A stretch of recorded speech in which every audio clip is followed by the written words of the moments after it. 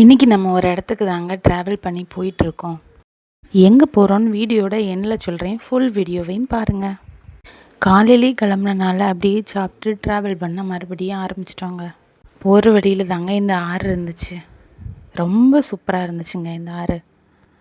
பார்க்குறதுக்கே பச்சை பசையாக எல்லா செடி கொடிகளும் இருந்துச்சுங்க.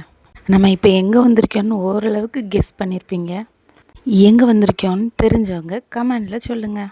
இங்கே போகிறது பற்றின டீட்டெயில் இதில் கொடுத்துருக்காங்க. இங்கே 8 மணி டு 4 மணி வரை தாங்க போக முடியும். இங்கே 2 வீலர் 4 வீலர் மட்டும்தாங்க அக்செப்ட் பண்ணுவாங்க. அங்கே போகும்போது இங்கே 11:25 ஆகிட்டு குரங்கெல்லாம் ஓடிட்டு இருந்தது. மறுபடியும் உள்ளாடி போகணுங்க. ரொம்ப தூரமாக தான் போகணும்.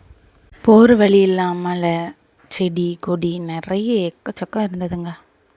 மலைகளெல்லாம் பார்க்குறதுக்கே அவ்வளோ அழகாக இருந்தது.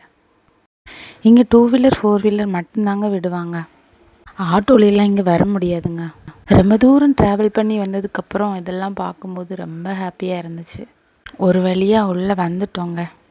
உள்ளே வந்து பார்த்தா நாங்கள் வர்றதுக்கு முன்னாடி நிறைய கூட்டம். காரு பைக்குன்னு எக்கச்சக்கமாக இருந்ததுங்க. குரங்கெல்லாம் ஓடிட்டே இருந்துச்சு அக்கம் பக்கமாக. இது தாங்க உள்ளே போகிறதுக்கான வழி. ஆமாம், நம்ம இப்போ எங்கே வந்திருக்கோம்னா தலையணை ஃபால்ஸுக்கு தாங்க குளிக்கிறதுக்கு வந்திருக்கோம். தலையணை ஃபால்ஸ் எப்படி இருக்குன்னு தெரியணுன்னா என்னோடய ஐடியை ஃபாலோ பண்ணிக்கோங்க. பார்ட் 2 வீடியோவில் பார்க்கலாம். பாய்.